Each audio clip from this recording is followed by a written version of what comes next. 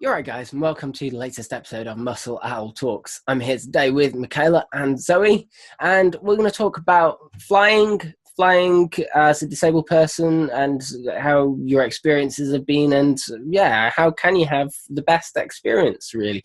Michaela, you were on you were on the news. It sounds weird. You were on the news the other day. You're on Sky News. We all tuned in for that. Shared it on Muscle Owl. You were talking about your experiences on Kay Burley on Sky News. I don't know. Do you want to bring us in on this subject? Yeah, so I've had a bit of a crazy week, but I couldn't fly for 10 years at all. And last year we decided we'd look into it and see if we could make it a possibility. Not least for work, but also because I've got family in other places in the world and I went back to America, so there's a lot of reason to get back on the plane. And so we managed to make it work using a manual lifting sling. So similar idea to a hoisting sling, but people lift you in it instead of a machine. So it's definitely not the nicest way to be moved from place to place, and it would be easy enough to break a leg or break a neck, but it can be done safely, which is a good thing. But and is that the scenario for most airlines, most airports these days? If somebody's going to fly for the first time as a disabled flyer, is that what they'll expect? And are you saying, yeah, that's okay, don't worry too much? No. The airport actually let me come up well ahead of even booking, just to try it out to make sure that we can lift me that way. And I brought my own sling. I brought my own sling. I got a sling through Access to Work, so I'm able to fly forward. But it's not something that they use regularly, certainly not in Northern Ireland anyway. One airport doesn't even know what it is whenever I tell them about it. So we're in a bit of a catch-22. I think there's a lot of work to be done in terms of actually physically getting people on and off the plane. But that was necessary for you, using a sling to get on? Yeah, you don't want to lift me that normally, it wouldn't work. Yeah. So that's actually physically getting onto the plane, but then you've got the issue of actually, once you're on the plane, staying in the seat was a big issue. I was strapped in with 2 luggage straps, and then when I forced backwards, I was lucky I didn't end up with a couple of bruises, and my head had to be held up by my dad in the seat next to me. But when we were getting on the plane, it emerged that one of our seats was actually separate from mine and my dad. So actually, luckily enough, a passenger offered to swap. But we were, it can turn into a mountain.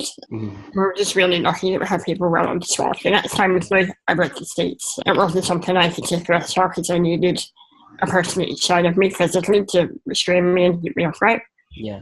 So that was on easyJet. And Zoe, you've had a similar experience. Was it on Ryanair? Yeah. So I fly kind of 3 or 5 times a year quite regularly. Just go generally just short haul stuff to Europe. So you do tend to use budget airlines quite often. So I've flown with Ryanair quite a few times, flown with easyJet quite a few times. But the interesting thing was, so I flew out to Sicily last year using Ryanair for the outward leg. Ryanair have recently changed their policy on seating allocations. So previously, seating was unallocated until you checked in, and then they would essentially allocate you seats based on, you all check in together, so they give you seats together. And because I indicate that I needed mobility assistance, they would always make sure I got an appropriate seat, and whoever I was flying with would get a seat next to me so they can assist me, because it's the law that if you are disabled and you're unable to evacuate yourself in the case of an emergency on an airplane, then by law you must travel with somebody who can assist you in those things. So I never fly by myself, I always fly with someone. Ryanair's new policy that they've, the cynic would say that it's a money grab from Ryanair, but make of it what you will, is that essentially when you book your tickets initially online, you are immediately allocated a seat. And if you want to change that seat, then you have to pay 25 quid, I think it is. And if you book several tickets together, you are automatically allocated seats far away from each other. So they make sure they intentionally don't sit you together if you book in a group. And then the idea is, I guess, that if you really want to sit together, then you'll pay to do so. Yeah. So I booked these tickets. didn't think anything of the random seat allocation, because with other airlines they do that sometimes, but then they put you together on the day because they know that I need someone to help me when I'm on the plane. This is actually not the case with Ryanair under this new policy. So we got on the plane. My seat was the window seat right at the back of the plane, and my boyfriend's seat was right at the front of the plane. Mm-hmm. And we sort of said to the air stewardess, well, how is this going to work? Because I can't put my seatbelt on by myself or take it off. I can't get anything out of my bags. And more importantly, in the case of the oxygen masks being deployed, I can't do those, and I can't race, and it's not safe during landing, because when the plane puts the brakes on, like I fly forward unless there's somebody there telling all of these things. But like I physically need another person to help me with all of these things. I'm not going to ask this random stranger who is sitting next to me to do that. It's a little bit weird, and that's not really their responsibility. But the airplane staff refused point blank to change the seating allocation. They said, that's how it is. Should have paid to change the seating if you wanted to. But it's only because the guy, essentially, who was next to me, said, it's fine, I'll move, I'll go and sit where your boyfriend was sitting and he can come sit next to you, that then Will was able to sit next to me. The airline's policy is very, very, as it was enacted by the cabin crew on that day, there was no flexibility in that at all. So essentially, if I want to be safe on an aeroplane flown by Ryanair, then I have to pay an extra fee for that to fly safely, just because of the fact that I can't look after myself when the plane takes off and lands. Yeah, I mean it's pretty clear to me that this is a discriminatory policy, but I haven't taken on Ryanair on it just yet. But we'll see how that. I mean, Michaela, does easyJet have the same thing then at the moment? Yeah, well, certainly from my experiences last year, they're doing more or less the same thing. Me and Dad, it was actually Mum's seat, but we stuck Dad in it because he's physically stronger to assist me in any kind of major problems. And then Mum was kind of halfway down the plane. So, but they put one person with you though, didn't they? You put one person with me, but when OCS put me on the plane, OCS being the assistant staff to help you on and off weren't happy, and they insisted that somebody else to be beside me, and I'd be in the middle because I'm so weak when I get out of my own chair. I say this to a lot of people. I am deceptively strong. I look like the Hulk, and I am Hercules with no power whatsoever. So, take me out of my chair, and I lose it. I can't lift my head up and hardly hold my hands in a suitable position without getting shoulder strain. So I need somebody each side just to keep me upright. In the event of landing, like that, has his hand under my neck at the front, just to hold it. And then someone else has to just keep an eye on my chest so that the rest of it doesn't go with it. So, and that's for takeoff and landing. I actually really enjoyed landing, but more for the adrenaline rush of the fact that I'm about the fact you might die. So like a lot of people don't like it. I really, really enjoy it, but it's an adrenaline rush that you do feel like you're going to go at the front of the plane. But yeah, there's that one person with me on the return, but we were lucky. We were able to get staff that were willing to work with us and passengers who were more than happy to move, but it is an issue that needs sorted and pronto. And this discrimination. Yeah, I do have to say though that on this same trip, I flew with easyJet on the way back, and there were absolutely no issues with them in terms of having my boyfriend sit with me. It was, there was no question of it. Like, we got on the plane and there were already those 2 seats ready for us. So that their policy for having one person sitting with you does seem to be very well enforced. But then obviously you've got the issue where if you actually need 2 people, one either side, then they're not set up for that. But they're ahead of Ryanair, I guess, at least in terms of they will let one person sit with you and not be a big deal, whereas Ryanair were keen to make it a big issue. I think that was the thing too. Even when I did show up at easyJet, we're like, no, do you need another person? That's okay.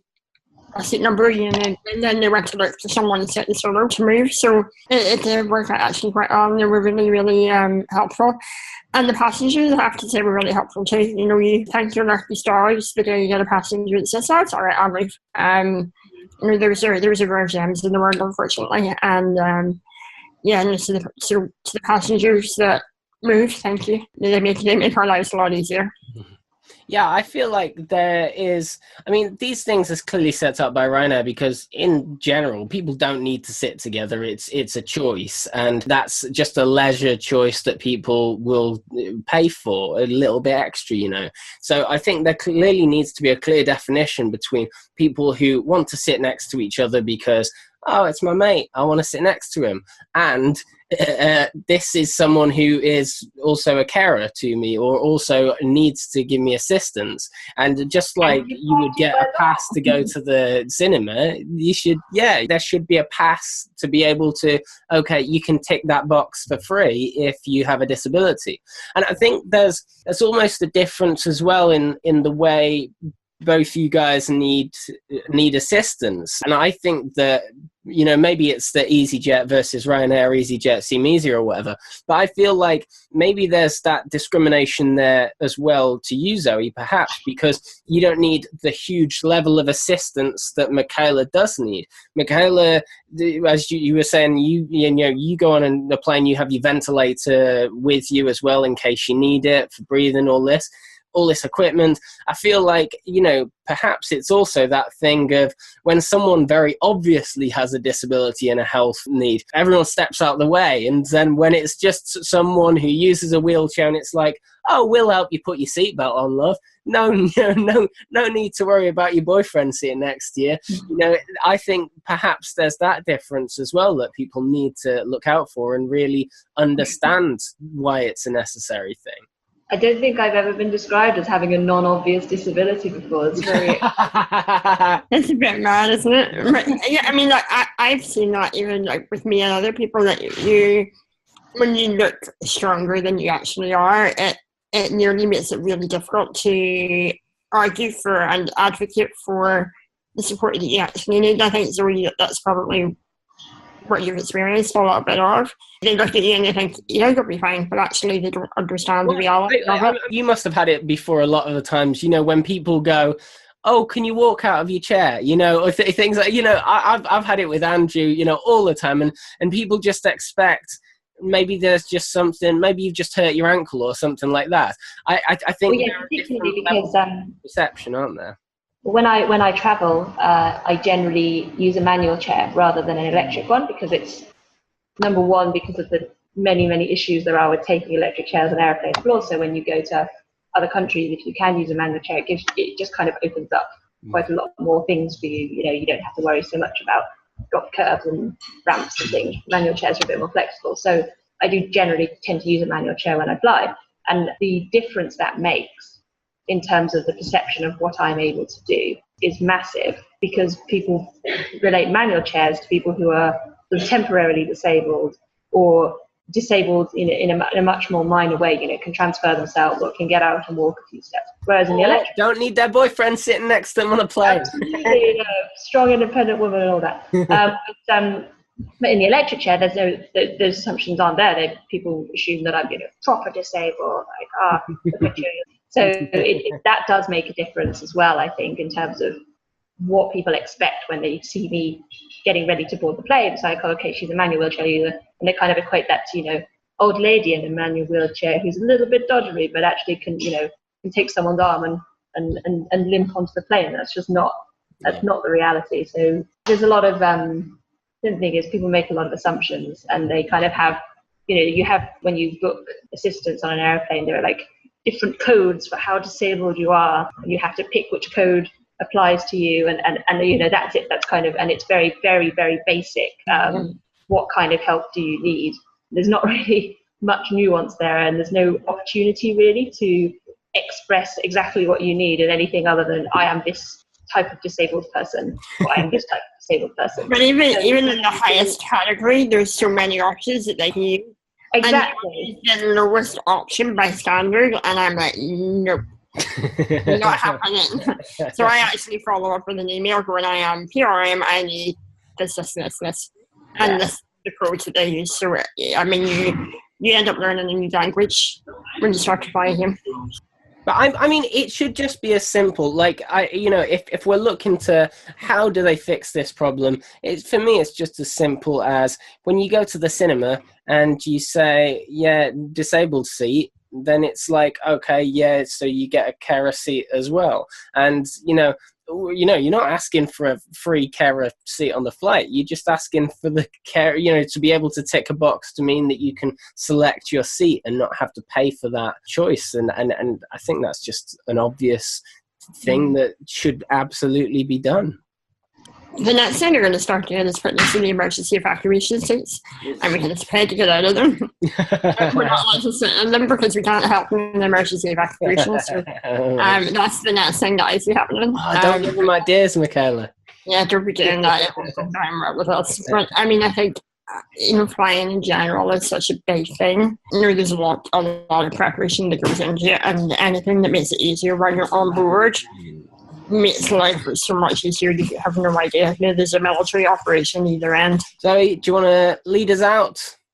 Thoughts for finishing off? Very well.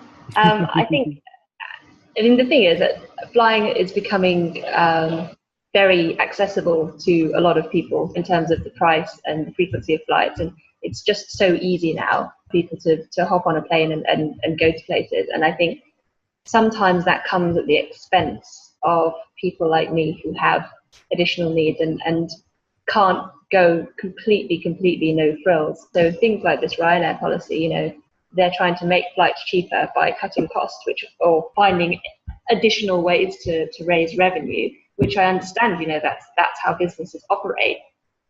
But there's got to be a view on how that's going to affect flyers with additional mobility requirements, and how they can make sure that these policies don't indirectly discriminate against disabled users, which is exactly what this policy does. And things like this, when they get rolled out, it's always a bit of a shock to the system. It really devalues the flying experience for me if I have to fight to just be in a position where I feel safe. That's not how I want to fly. That's not how anyone should have to fly. And so I think whenever airlines or airports are looking at changing their policies on the way people fly or how they set up their pricing, they really should be bearing all of their users in mind, and not just able-bodied single travellers who can sit wherever they're told and don't need any support. Yeah. Brilliant. Hopefully we can see some changes in the months ahead, and if not, we'll be here to report back on it. Thanks for watching, guys. We'll see you soon. Bye.